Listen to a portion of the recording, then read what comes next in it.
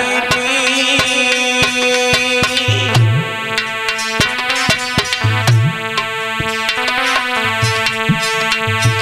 कहने लगे हैं कि राजा बड़े बड़े पैसे वाले हुए, बड़े बड़े धर्मात्मा हुए, वो भी संसार छोड़ करके गए।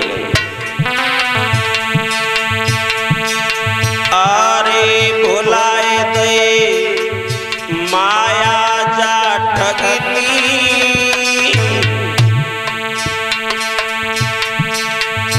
राजा संतन के ढिंग बैठे बुझाइए चिंता की अग्नि। पूरे संतन के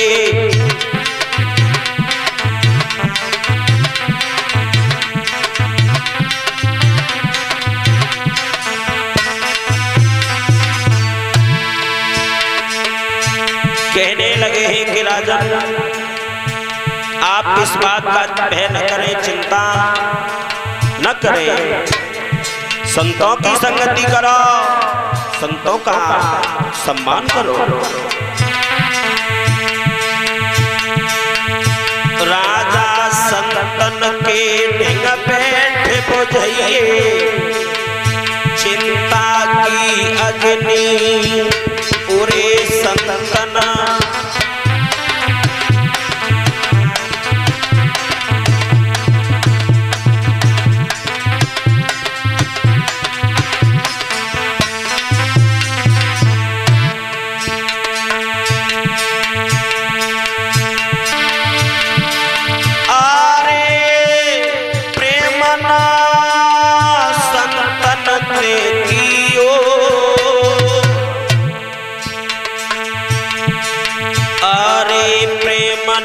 संतन ते कियो।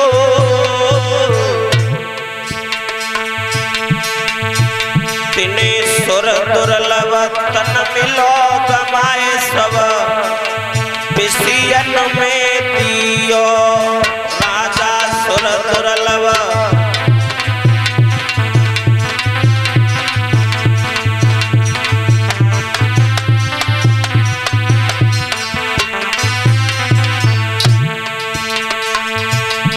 समझाते हुए कहने लगे हैं कि राजा तुम्हारा ये इतना सुंदर शरीर तुमने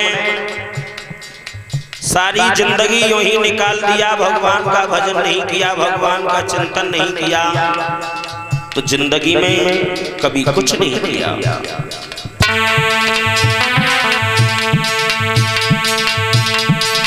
अरे बुढ़ापे की आवेगी बारी, तेरे लला संग नाते क्रोध करे बोलेगी घर बारी। तेरे लला संग नाते क्रोध करे।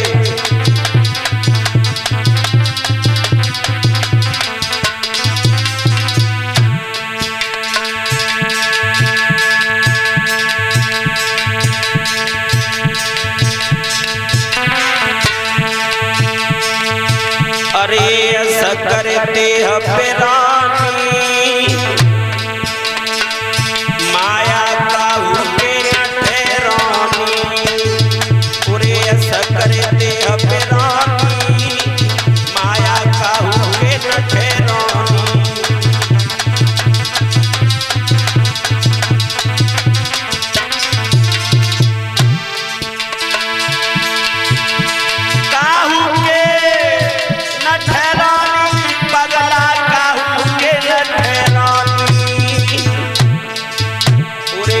करते माया काहू के न ठहरानी।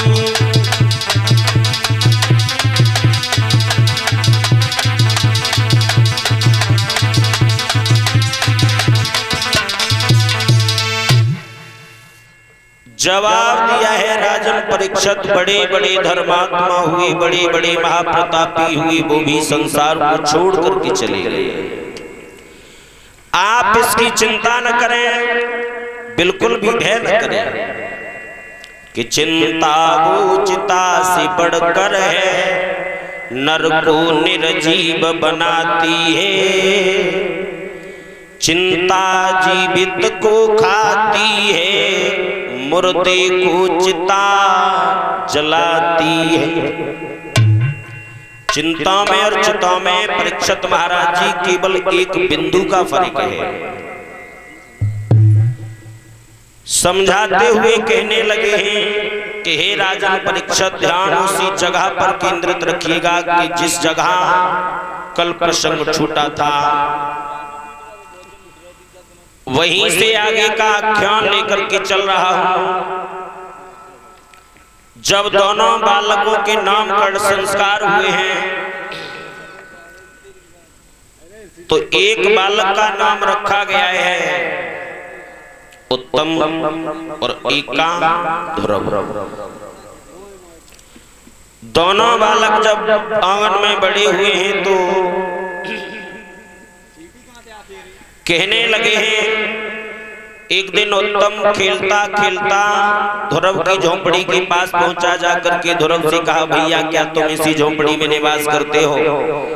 ध्रुव बोले, हाँ भैया इसी झोंपड़ी में। तुम्हारी मैया? बोले मेरी माँ भी इसी झोंपड़ी में। और तुम्हारे पिता? कहने लगे पिता का मालूम नहीं।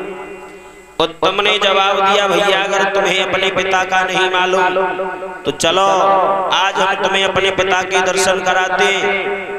ध्रुव और उत्तम भक्त खेलते खेलते उत्तानपाद महाराज की कचहरी में पहुंचे। महाराज ने देखा दोनों बालकों को एक साथ, मन में विचार किया कि भला मैं उत्तम को तो रोजाना ही गोद में खिलाता हूं, लेकिन ध्रुव को मैंने गोदी में नहीं लिया, तो आज मैं ध्रुव को अपनी गोद में अवश्य बिठा लूंगा। उत्तानपाद महाराज ने भाग करके ध्रुव को गोद में उठा लिया। ध्रुव को जब गोद में बैठाला है तो सभा में महाराज एक चुगला बैठो रहे। बस चुगला को ये बात अच्छी न लगी। चुगला वहां से चला, जाकर के महारानी से आगाह किया है कि महारानी तुम्हारे महाराज ने गजब कर दिया और तुम्हारा जो लड़का है वो जमीन पर और उस काग बिडानी का बच्चा महाराज की गोद में। भाइयों, रानी सुरची चली और जाकर के महाराज की कचहरी में पहुंच गई तो उत्तम को मारती हुई लेकर के आई। जवाब दिया, नालायक, अगर आज के बाद मैंने तुझे उस काग बिडानी के बच्चे के साथ में देख लिया तो तेरी खैर नहीं। ले गई। ध्रुव चले आए, झोपड़ी के पास में ध्रुव आ गए। शाम हुई और शाम जब हुई है भक्तों, ध्रुव मैया के पास में सो जाते हैं। उसके बाद जैसे ही सुबह हुआ, बच्चों वाली बात, उत्तम खेलते खेलते फिर ध्रुव के पास पहुंचे। जवाब दिया, भैया ध्रुव, अरे क्या तुम आज हमारे साथ खेलने नहीं चलोगे? जवाब दिया, ना ना ना। क्यों? क्योंकि तुम्हारी मैया हमारे पीछे तुम्हें मारती है, इसलिए हम तुम्हारे साथ खेलने नहीं जाएंगे। उत्तम ने जवाब दिया, भैया मेरी मैया अब नहीं मारेगी, अब चलो। तो ध्रुव चले। उत्तानपाद महाराज ने जब देखा है महाराज, तो फिर ध्रुव को अपनी गोदी में बिठा लिया। लेकिन कहा है किसी कवि ने कि चुगला चूकत है नहीं, गाय कहो चै रोए, घर घर फूट कराए दे, करे एक की दोए। चुगला ने महाराज इतना सुंदर वो दूध था, उस दूध को फाड़ने में बिल्कुल भी देरी नहीं की। सुरची चली तो उसने उस दिन भक्तों उत्तम से तो कुछ नहीं कहा। धोला महाराज की गोदी में बैठे गाल पर एक तमाचा दिया, जवाब दिया, अरे नीच, तेरी इतनी औकात जो महाराज की गोद में, और एक झटका दिया। ध्रुव जमीन पर गिर गए और जैसे ही ध्रुव खड़े हुए जवाब दिया, अरे नीच, अगर तुझे इतना ही शौक था इस गद्दी पर बैठने का तो मारते समय एक बात कही थी कि रे हट भागे पूर्व में, गर थोड़ा सा भजन किया होता तो उत्तम के बदले तूने ही मेरी कोख से जन्म लिया होता। अगर तुझे इतना ही शौक था तो तू मेरी कोख से जन्म लेता। भाइयों, ध्रुव के दिमाग में वो बात फिट बैठ गई और ध्रुव आंखों से अश्रुधारा बहाते हुए आगे बढ़े। मैया की झोपड़ी के पास में पहुंचे।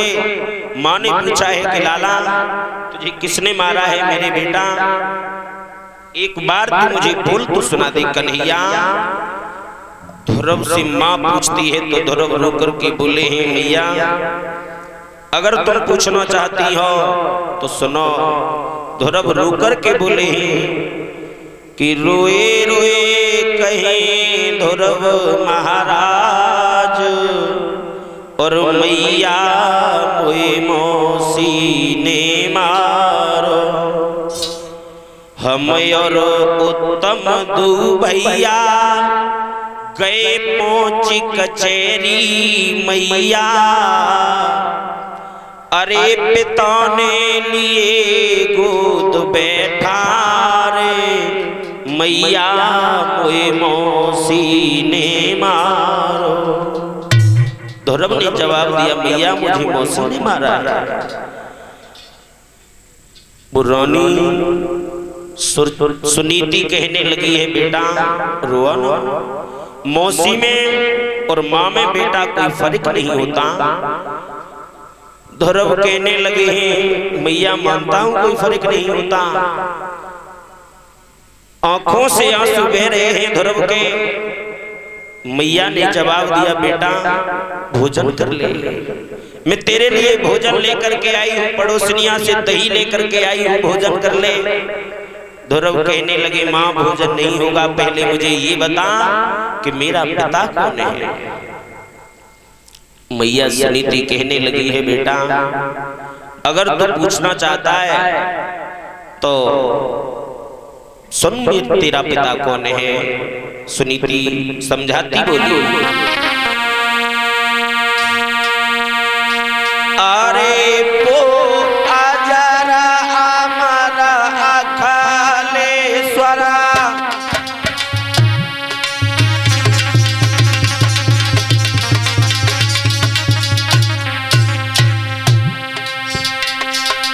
अरे वो आजरा हमारा अखिलेश्वरा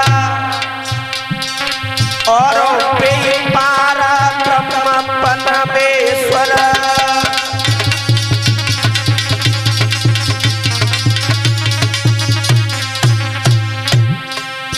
जवाब दिया है, बेटा तेरा पिता अजर और अमर है, तेरा पिता अजर और अमर है। ध्रुव बोले, मैया तो मेरे पिता मुझे मिलेंगे कहाँ? मैया बोली, सुन, कड़ा कड़ा में पिता तेरा बसी गो है, कड़ा कड़ा में, कड़ा कड़ा में बाबा तेरा बसी गो है, कड़ा कड़ा में।